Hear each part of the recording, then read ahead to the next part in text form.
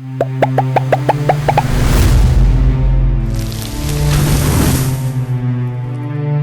छोटा सा गांव था जहां दो परिवार सालों से पड़ोसी थे। रमेश और सुरेश दोनों मेहनत मजदूरी करके अपने घर चलाते थे।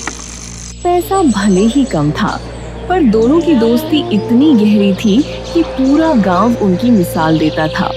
दोनों के घरों में एक एक बच्चा था, रमेश की बेटी पायल और सुरेश का बेटा मोहन। सुरेश भाई, हम दोनों के पास ज़मीन जायदाद तो कुछ खास नहीं है, लेकिन जो रिश्ता बरसों से हमारे बीच बना है वो किसी दौलत से कम नहीं। मैं चाहता हूँ कि हमारे बच्चों का रिश्ता भी हमेशा के लिए इसी अपनेपन की डोर से बंध जाए, ताकि हमारी दोस्ती अगली पीढ़ी तक चलती रहे। रमेश भाई, आपकी बात सुनकर मेरा मन भर आया। मेरा मोहन बहुत सीधा, मेहनती और ईमानदार लड़का है। वो पायल को हमेशा इज्जत और प्यार देगा, इसकी गारंटी मैं आज ही अपने दिल से देता हूँ।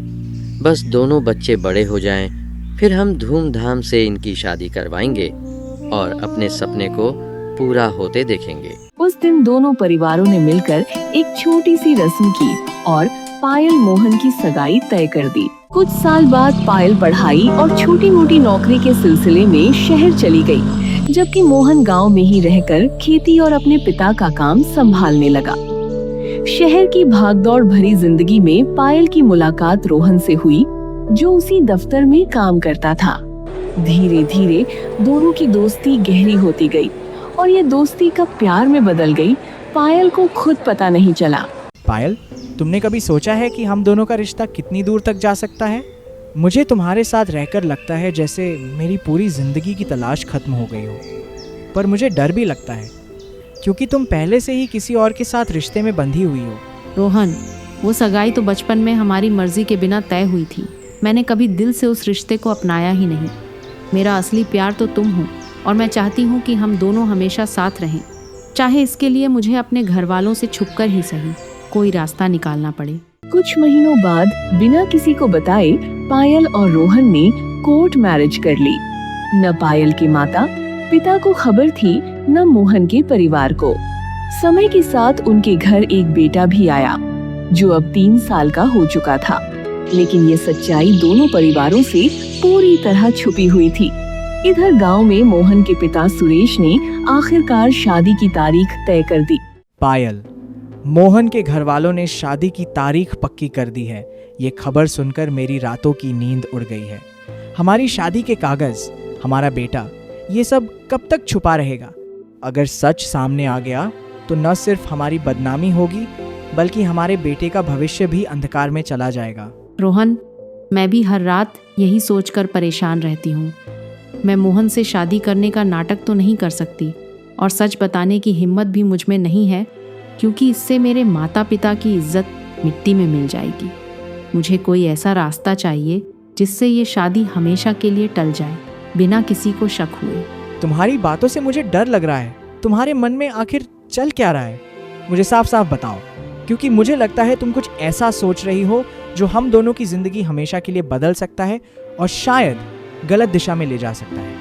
अगर मोहन ही इस दुनिया में न रहे तो न कोई शादी होगी, न कोई सवाल उठेगा और हम दोनों हमेशा के लिए चैन से साथ रह पाएंगे। मैंने बहुत सोचा है, यही एकमात्र रास्ता बचता है जिससे हमारी दुनिया, हमारा बेटा, सब कुछ सुरक्षित रह सकता है। तुम ये क्या कह रही हो? होश में तो हो?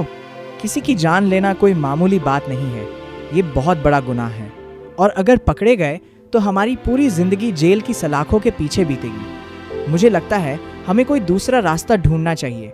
इतना बड़ा जोखिम मत उठाओ। अब पीछे हटने का कोई मतलब नहीं बचा रोहन। मैंने पूरी योजना बना ली है, बस तुम मुझ पर भरोसा रखो और किसी को कानों कान खबर मत होने देना। बाकी सब मैं खुद संभाल लूंगी। हमारे बेटे के भविष्य के लिए मुझे ये कदम उठाना ही होगा, चाहे कीमत कुछ भी चुकानी पड़े। रोहन डर और उलझन में चुप रह गया। उसने पायल को रोकने की कोशिश तो की, पर उसके इरादे अब पत्थर की तरह मजबूत हो चुके थे और वह किसी की सुनने को तैयार नहीं थी। कुछ दिन बाद पायल गांव लौटी और मोहन से मिलने पहुंची। मोहन तो उसे देखकर बहुत खुश हुआ। उसे जरा भी अंदाजा नहीं था कि उसकी होने वाली पत्नी के मन में क्या चल रहा है। मोहन, शादी से पहले क्यों ना हम दोनों कहीं घूम आए और कुछ अच्छे पल साथ बिताएं। पास वाली पहाड़ी से सूरज डूबते देखना बहुत खूबसूरत लगता है और वहाँ से हम अपनी शादी की कुछ यादगार तस्वीरें भी खींच सकते हैं ताकि हमेशा के लिए ये पल कैद हो जाएं। ये तो बहुत ही अच्छा विचार है। मुझे बचपन से ही उस पहाड़ी की खूबसूरती बहुत पसंद है और तुम्हारे साथ वहाँ जाकर वो पल बिताना मेरे लिए किसी सपने से कम नहीं होगा। कल सुबह जल्दी निकलते हैं ताकि हमें पूरा दिन साथ बिताने का मौका मिले। अगली सुबह दोनों पहाड़ी की चोटी की ओर बढ़ चले। रास्ते भर मोहन अपने बचपन की यादें, अपने और पायल के भविष्य के सपने बड़े प्यार से सुनाता रहा, जबकि पायल के मन में एक ठंडी सी खौफनाक योजना चल रही थी जिसका उसे जरा भी एहसास नहीं था। देखो पायल, कितना ऊंचा और खूबसूरत नज़ारा है। ये पूरी घाटी यहाँ से जैसे किसी तस्वीर की तरह लग रही है। चलो उस किनारे वाली जगह पर चलते हैं। वहाँ से नज़ारा और भी ज़्यादा शानदार दिखेगा और हमारी शादी की सबसे यादगार तस्वीर वहीं से आएगी। हाँ मोहन, बिल्कुल वहीं चलते हैं। वो जगह वाकई बहुत खूबसूरत लग रही है। तुम किनारे पर खड़े हो जाओ, मैं तुम्हारी सबसे अच्छी तस्वीर खींचती हूँ, ऐसी तस्वीर जो हमेशा हमारे साथ रहेगी। मोहन बेझिझक किनारे की ओर बढ़ गया और कैमरे की तरफ मुस्कुराने लगा। उसे बिल्कुल अंदाजा नहीं था कि जिस लड़की के साथ वह अपनी पूरी जिंदगी बिताने का सपना देख रहा था, वही उसे धोखा देने की पूरी तैयारी कर चुकी है।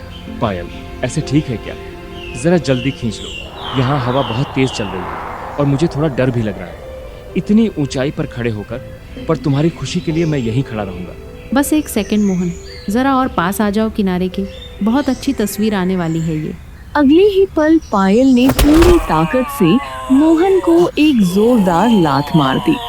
मोहन कुछ समझ पाता उससे पहले ही उसका संतुलन बिगड़ गया और वह पहाड़ी से नीचे जा गिरा। पायल कुछ देर तक वहीं शांत खड़ी रही। इसके बाद वह धीरे धीरे अपने घर की ओर चल पड़ी। घर पहुंचते ही उसने सबसे पहले मोहन के परिवार को बुलाया और उन्हें पूरी घटना विस्तार से बताई कि पहाड़ी पर आखिर क्या हुआ था। हे भगवान, ये क्या हो गया? मेरे बेटे के साथ ये कैसा अनर्थ हो गया? मेरा तो वही इकलौता बेटा था। अब मेरा क्या होगा? मैं किसके सहारे जीऊंगी? अरे तुम रो मत, क्या पता हमारा बेटा अभी भी जिंदा हो। चलो जल्दी चलो, हमें एक एक पल भी बर्बाद नहीं करना चाहिए। मैं अभी पुलिस को फोन करता हूँ, जल्दी चलो। मोहन के पिता ने बिना एक पल गंवाए तुरंत पुलिस को फोन किया और पूरी घटना विस्तार से बता दी। सारी बात सुनने के बाद इंस्पेक्टर साहब ने गंभीर आवाज में कहा, आप लोग बिल्कुल चिंता मत कीजिए। हो सकता है आपका बेटा अभी भी जिंदा हो। मैं तुरंत रेस्क्यू टीम को मौके पर भेजता हूँ। हम पूरी कोशिश करेंगे कि उसे जल्द से जल्द सुरक्षित बाहर निकाल लिया जाए। करीब 1 घंटे की कड़ी मशक्कत के बाद रेस्क्यू टीम ने मोहन को गहरी खाई से बाहर निकाल लिया। उसकी हालत बेहद गंभीर थी, इसलिए उसे तुरंत एम्बुलेंस में लिटाकर अस्पताल भेज दिया गया। पूरा परिवार अस्पताल पहुंच चुका था और ऑपरेशन थिएटर के बाहर बेचैनी से खड़ा होकर डॉक्टरों का इंतजार कर रहा था। अंदर मोहन का ऑपरेशन चल रहा था। उसे शरीर पर कई गंभीर चोटें आई थीं। कुछ समय बाद ऑपरेशन थिएटर का दरवाजा खुला। डॉक्टर बाहर आए और गंभीर स्वर में मोहन के परिवार से बोले, आपके बेटे की जान तो बच गई है, लेकिन वह कोमा में चला गया है। उसके शरीर पर कई गंभीर चोटें आई हैं। चोटों को देखकर ऐसा लगता है कि किसी ने उसे जोरदार लात मारकर धक्का दिया था। उसके दाहिने पैर पर लात का स्पष्ट निशान भी मौजूद है।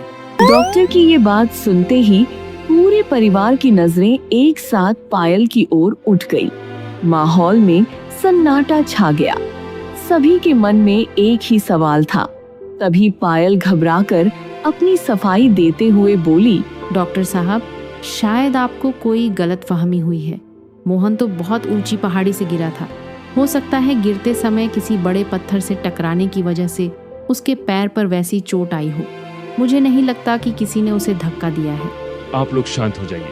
हम इस पूरे मामले की गहराई से जांच करेंगे।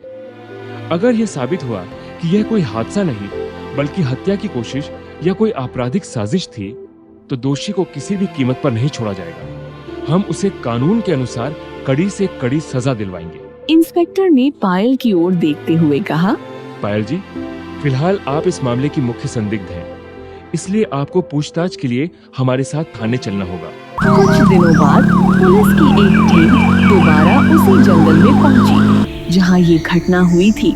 आसपास बारीकी से तलाशी लेने पर उन्हें कई कैमरे लगे हुए दिखाई दिए। ऐसा लग रहा था कि ये कैमरे वन विभाग ने जंगली जानवरों की गतिविधियों पर नजर रखने और उनकी सुरक्षा के लिए लगाए थे। इसी दौरान एक पुलिसकर्मी की नजर उस कैमरे पर पड़ी जिसका रुख ठीक उसी पहाड़ी की ओर था जहां से मोहन नीचे गिरा था। ये देखकर इंस्पेक्टर के चेहरे पर उम्मीद की एक किरण दिखाई दी। पुलिस ने तुरंत सभी कैमरों का रिकॉर्डिंग सिस्टम अपने कब्जे में लिया और सबूतों के साथ थाने लौट आई। 2 दिन बाद थाने में कैमरे की रिकॉर्डिंग को बड़ी बारीकी से जांचा गया। जो नजारा सामने आया उसने वहां मौजूद हर किसी को अंदर तक हिला दिया।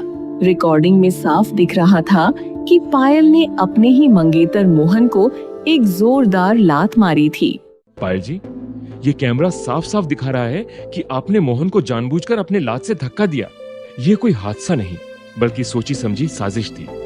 हमें यह भी पता चला है कि आपकी पहले से एक गुप्त कोर्ट मैरिज हो चुकी है रोहन नाम के व्यक्ति से, और आपका एक 3 साल का बेटा भी है। अब सच सच बताइए, आखिर आपने ये सब क्यों किया? इंस्पेक्टर साहब, मुझे माफ कर दीजिए। मैं मोहन से शादी नहीं करना चाहती थी। मैं सिर्फ रोहन और अपने बेटे के साथ चैन से जीना चाहती थी। शादी की तारीख नज़दीक आती देख मुझे कोई और रास्ता नहीं सूझा, इसलिए मैंने डर और मजबूरी में यह भयानक कदम उठा लिया। मुझे अपनी गलती का बहुत पछतावा है।